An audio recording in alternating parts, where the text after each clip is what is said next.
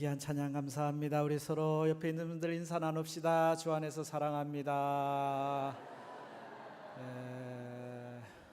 한 번 더 인사합시다. 오늘은 맥주 감사절이니까 감사합니다.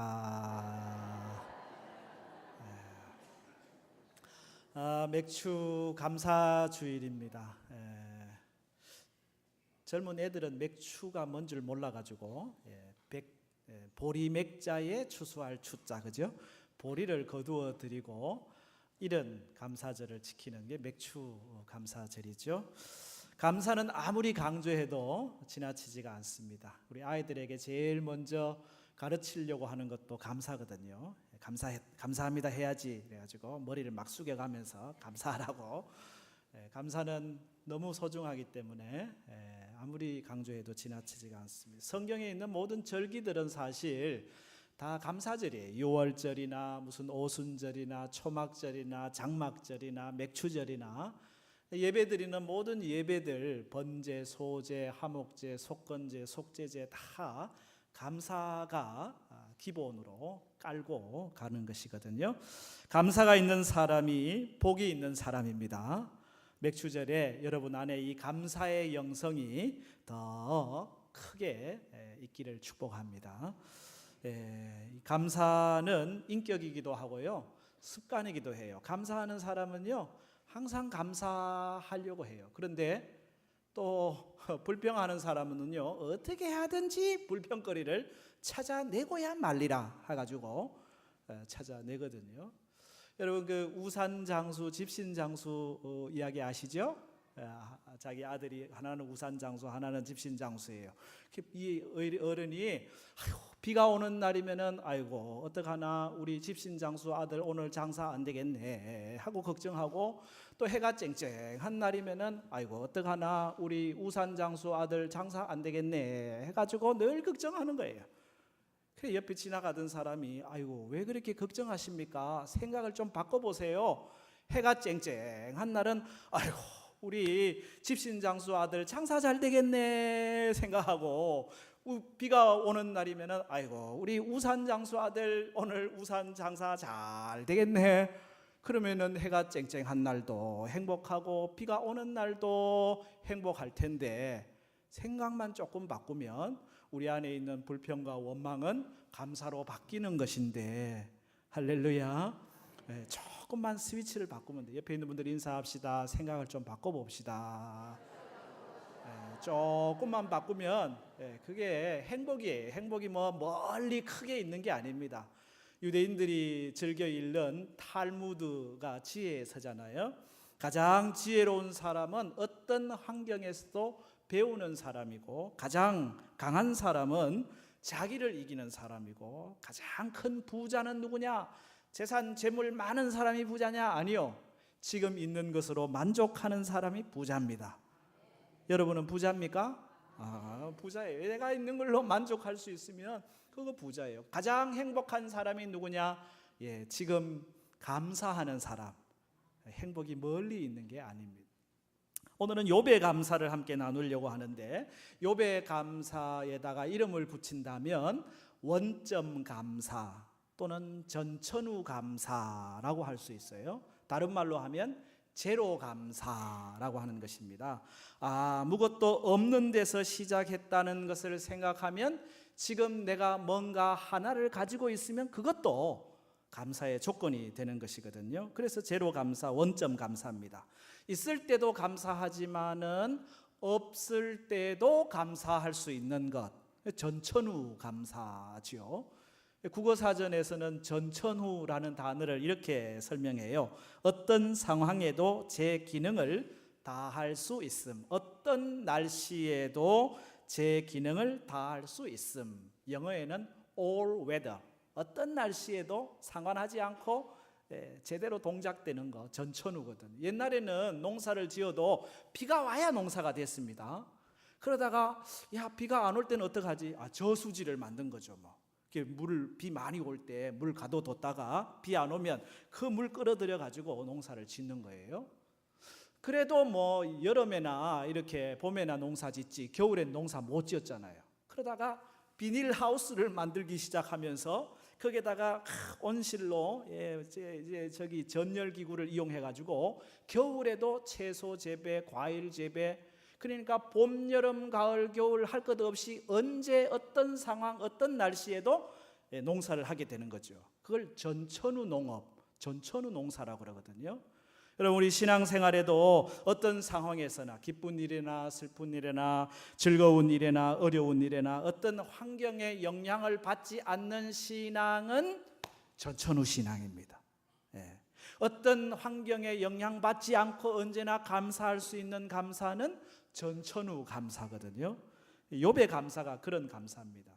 우리가 새벽마다 욥기를 공부를 했어요. 지난 금요일 날 욥기 42장까지 딱 해가지고 욥기 공부를 다 마쳤는데, 욥이 참 부자고 의인이고 그런데 고난이 많았다라고 하는 것을 우리가 알았지만은 욥기를 자세히 공부하면서 욥의 속마음까지 샅샅이 이렇게 살펴보는 그런 시간이었습니다. 정말 인간적으로 보면 욥만한 사람이 있을까? 정말 대단한 사람이에요. 아브라함, 어쩌면 다윗보다도 인간적으로는 훨씬 뛰어난 인물이 욥이라고 할 수가 있겠습니다. 하나님이 욥도 얼마나 칭찬하시는지 욥을 자랑하고 싶어가지고 입이 건질건질 하신 분이에요.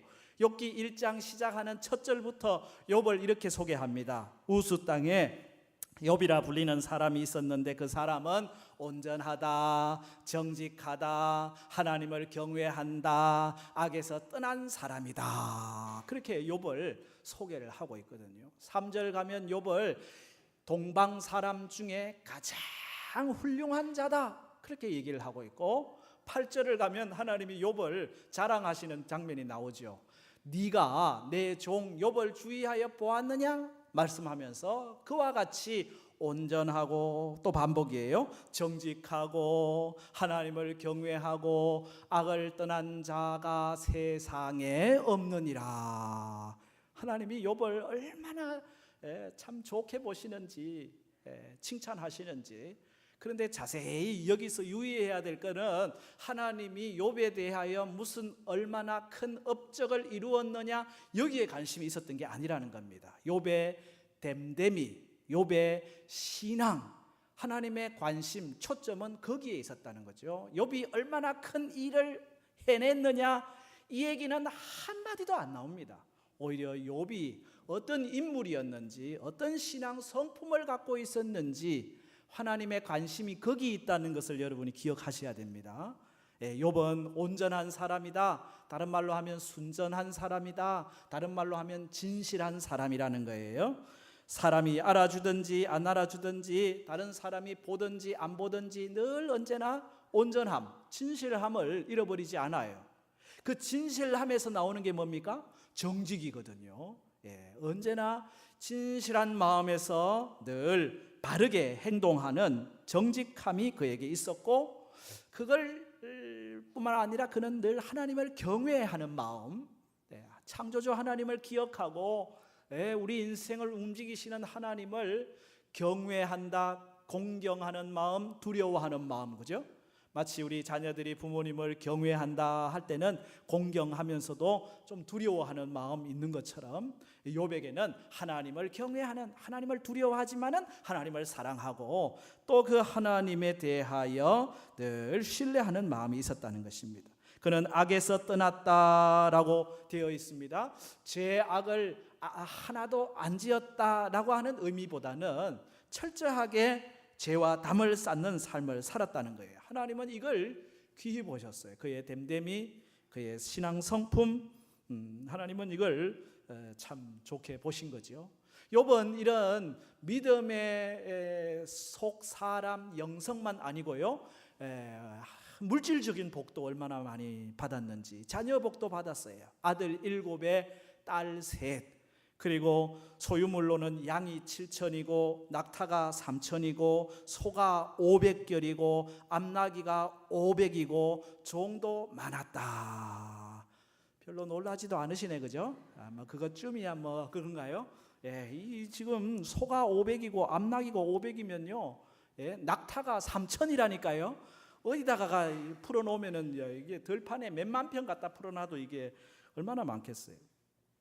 그렇게 많았는데 욥은요, 이 욥기 31장을 가면 순금에다가 그의 마음을 두지 않았다고 표현합니다. 순금에다가 소망을 두지 않고 재물의 풍부함과 손으로 얻는 것이 많음을 기쁨으로 삼고 살지 않았다. 이게 욥의 삶이었거든요. 욥은 1장 5절 보면은 그의 자녀들을 위하여서도 언제나 번제를 드리는 그 모습을 보여줘요. 그러니까 자녀들에게도 야, 너희들 하나님 섬기며 살아야 된다라고 하는 신앙 교육을 철저하게 하는 영적인 아버지라고 할 수가 있습니다. 사람들은요, 보통 자기가 모든 게 편안하고 행복하고 칭찬받고 또 갖추어져 있으면요, 교만하기가 쉽습니다. 그리고 나는 이만큼 넉넉하니까 해가지고 하나님을 생각하지 않고 그냥 세상에 빠지는 경우 많거든요.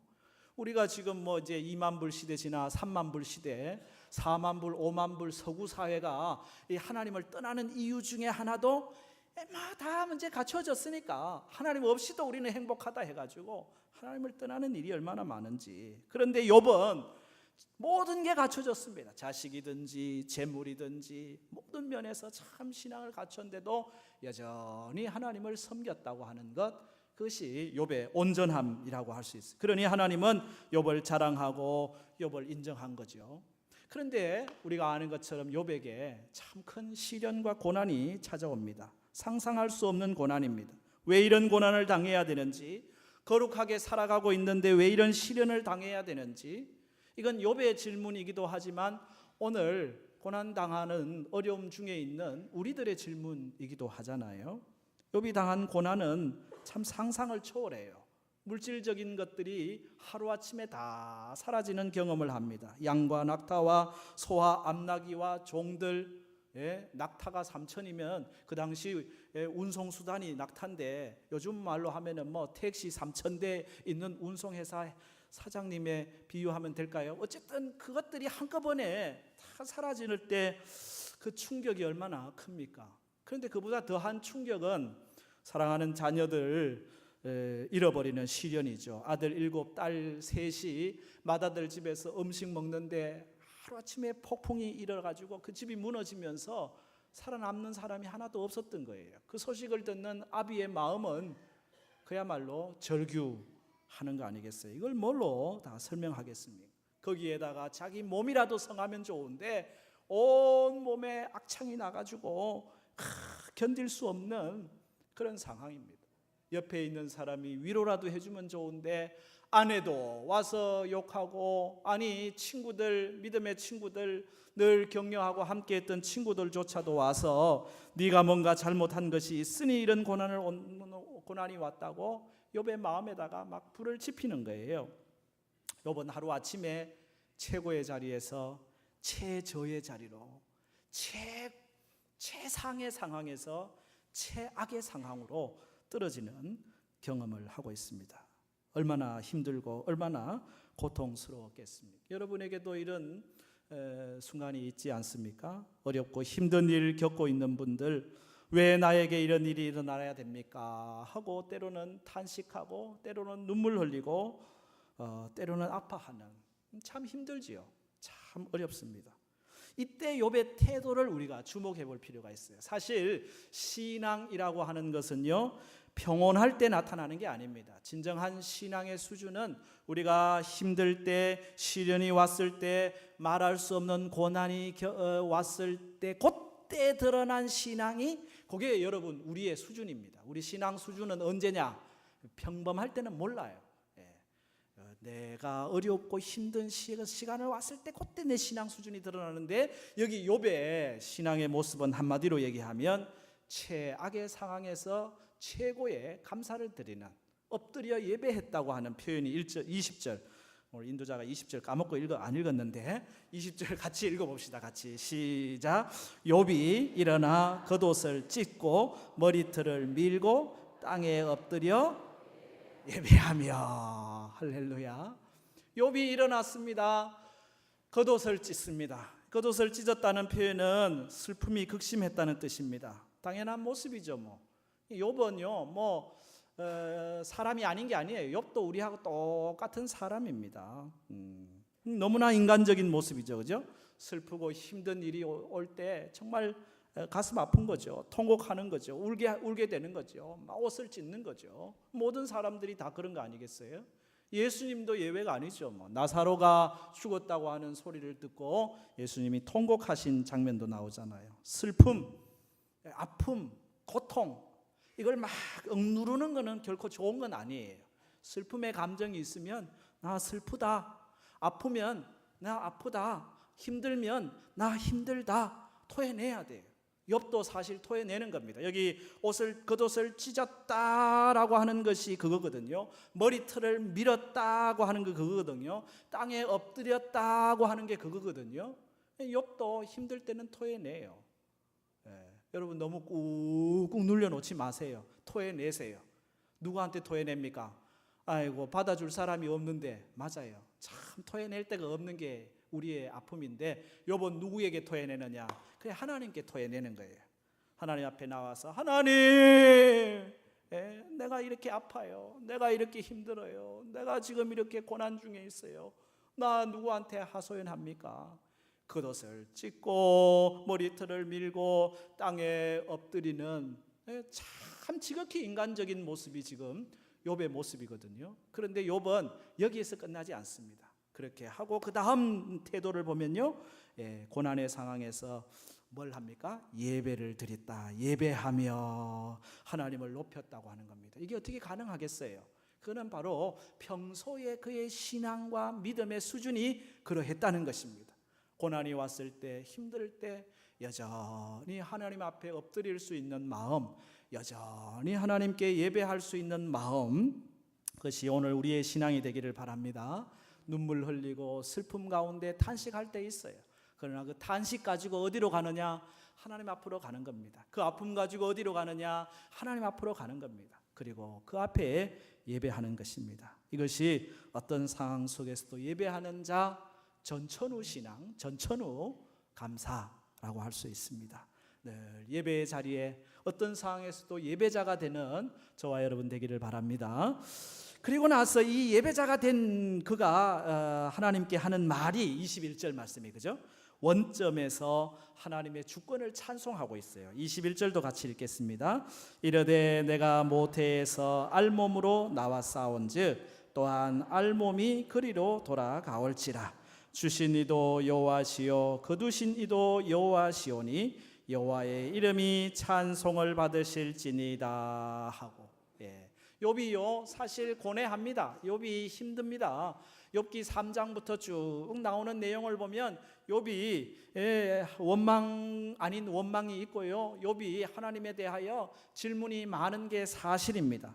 도대체 하나님이 어떻게 뭘 하고 계시냐고 소리치기도 합니다. 그런데 그의 기본 바탕, 그가 처음 깨달았던 지혜는 뭐냐면요, 모태에서 알몸이 나와 싸운즉 또한 알몸으로 돌아가올지라. 나오실 때 옷 입고 나오신 분 손 들어보세요. 없네. 그러면 지금 옷 하나 입고 있는 것 자체가 벌써 더하기 된 거네, 그죠? 나올 때 안경 쓰고 나오신 분 아무도 없네. 하나 벌써 더하게 됐네. 알몸에서 나왔으니 알몸으로 돌아가올지라. 지혜 중에 최고의 지혜. 공수래 공수거 빈손으로 왔으니 빈손으로 돌아간다.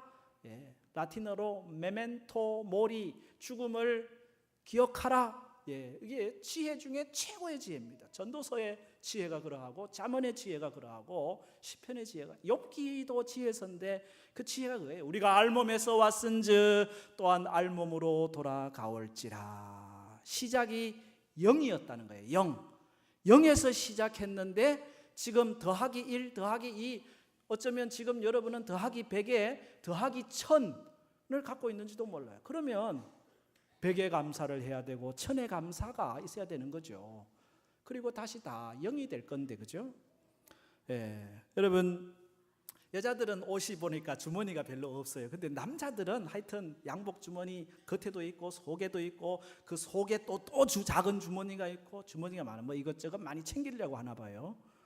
근데 우리가 마지막 인생의 마지막 순간에 입는 옷 있죠? 수의라고 하는데 수의에 없는 거 있죠? 예, 주머니 없어요. 왜?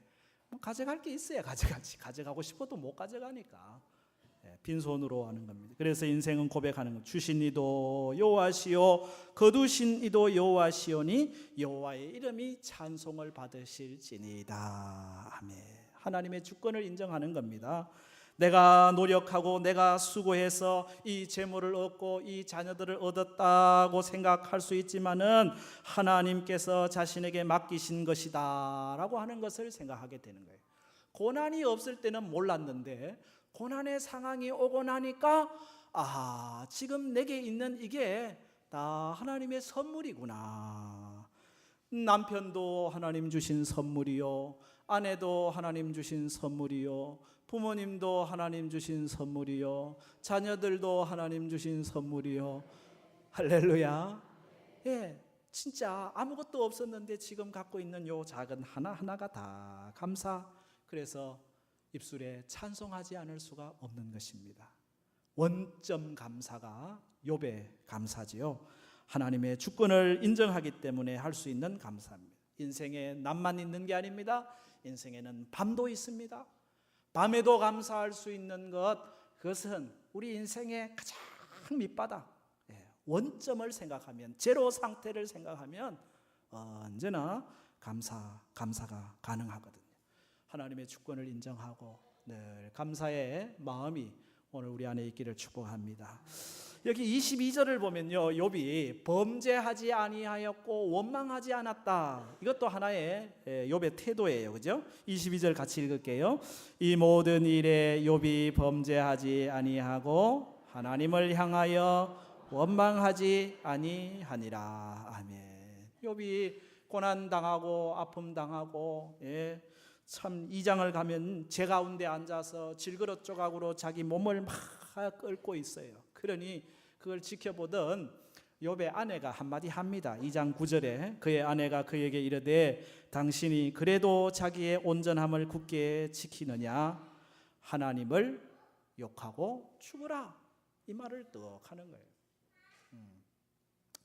여기에 대한 욥의 반응이 뭡니까? 2장 10절 같이 읽을게요. 시작. 그가 이르되 그대의 말이 한 어리석은 여자의 말 같도다. 우리가 하나님께 복을 받았은즉 화도 받지 아니하겠느냐 하고 이 모든 일에 욥이, 우리가 제일 하기 쉬운 범죄가요, 입술로 하는 범죄입니다. 입술로 뭐 합니까? 원망합니다. 입술로 뭐 합니까? 불평합니다. 고난과 아픔 속에서도 욥이 입술로 범죄하지 않았다고 하는 것입니다. 고난 가운데 아픔 가운데 들어가면요, 제일 먼저 하나님 왜 하필 나입니까? 왜 나에게 이런 일이 일어났습니까? 제가 뭘 잘못했습니까? 하나님 그러실 수가 있습니까? 하나님에 대한 원망이 나오잖아요. 부모님 원망하고, 남편 원망하고, 아내 원망하고, 때로는 시대를 원망하고, 우리가 원망과 불평이 나올 때가 얼마나 많은지. 여러분, 이스라엘 백성들의 실패 원인이 뭐냐? 광야 생활 속에서 그들이 하나님을 원망하고 불평하다가 40년 광야 생활로 실패로 들어가는 것을 보게 되거든요. 감사의 다른 측면은 원망하지 않는 겁니다. 원망하지 않는 데서부터 벌써 감사는 시작이 되는 거거든요.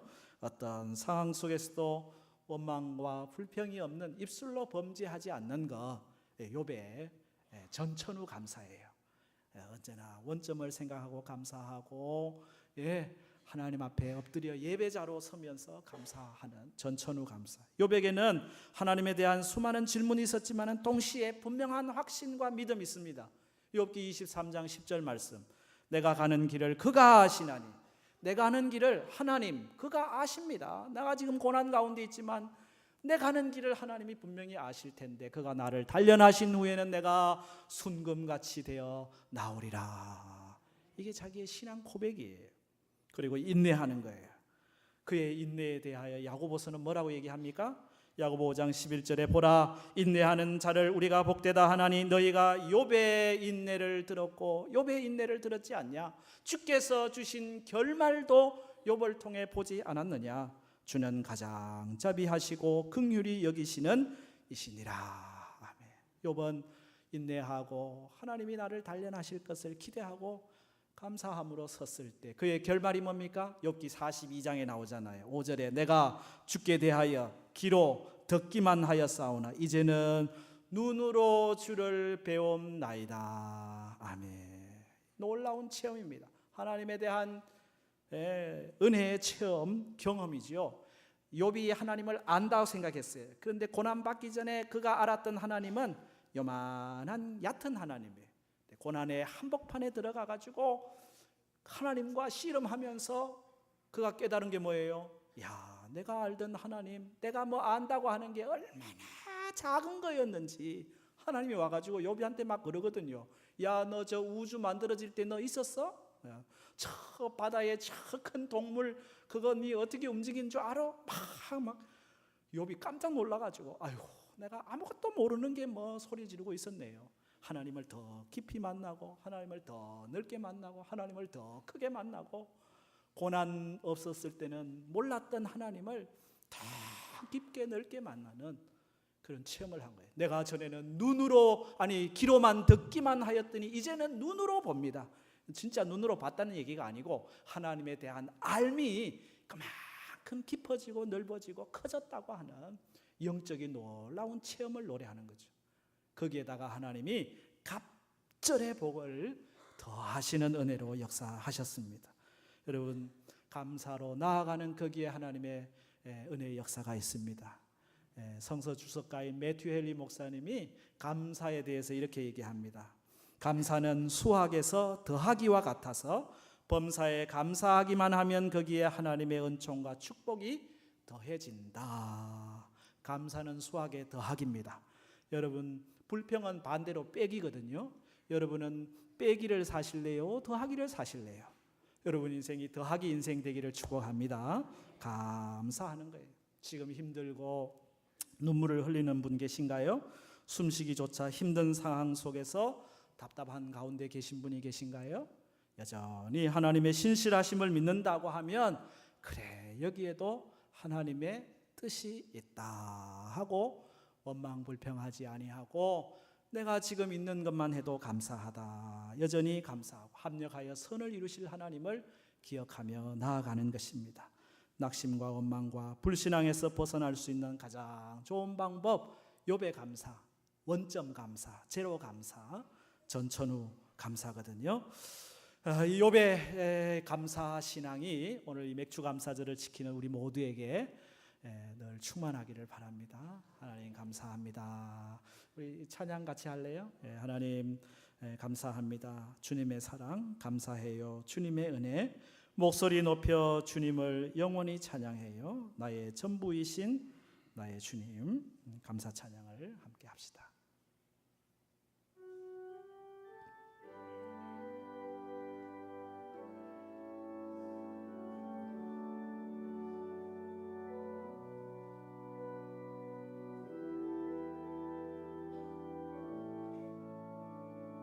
감사해요 주님의 사랑 감사해요 주님의 사랑